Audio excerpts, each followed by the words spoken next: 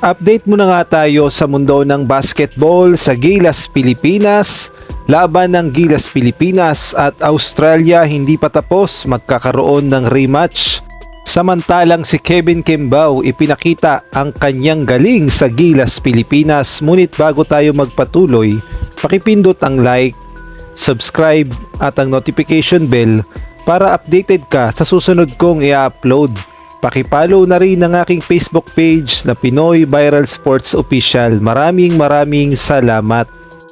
Aminin na nga natin na no match talaga ang Gilas Pilipinas sa lakas ng Australian Boomers sa nangyaring laban nila kanina.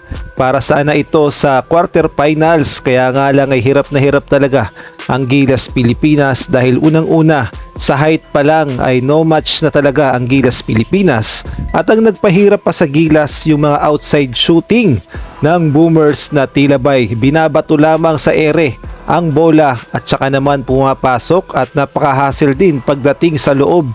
Kaya naman hirap na hirap talaga ang Gilas Pilipinas.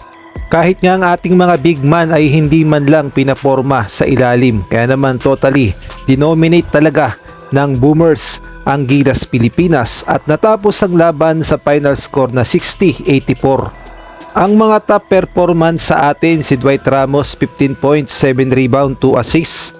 Justin Brownlee 10 points, 3 rebound, 4 assists. At itong si AJ Edu na 8 points, 8 rebound, 3 assists. At ito nga ang future ng Gilas Pilipinas, Kevin Kembao nagparamdam, 17 points, 4 rebounds at 5 sa 3-point shot. Grabe nga ang ipinakitang puso ni Kevin Kembao at hindi nga takot makipagsabayan sa naglalakihang Australian. Masasabi nating siya talaga ang may buo ang loob at talaga namang puso sa puso na nakipagsabayan sa Australian. Kaya nga lang ay kinapos pa rin ang Gilas Pilipinas at natalo bandang huli. Ngunit ayos lamang yan dahil magkakaroon pa ng rematch ang Gilas Pilipinas at Australian Boomers.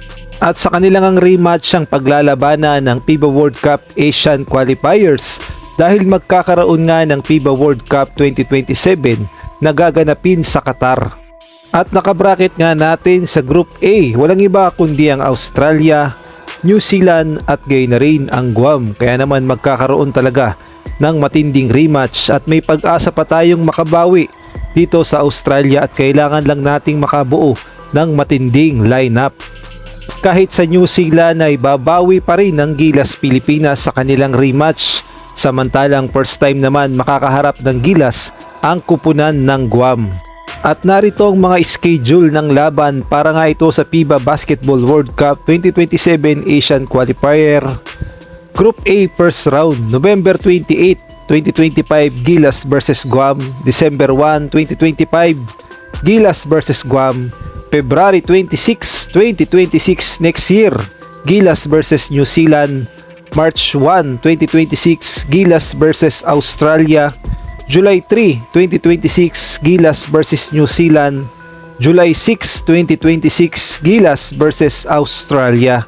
At kung gusto talagang makabawi ng Gilas Pilipinas sa Australia at gayon na rin sa New Zealand, siguro dapat palitan na ang mga ibang Gilas Pilipinas players at mas palitan ng mas bata at yung mga may tira sa labas o yung mga shooter.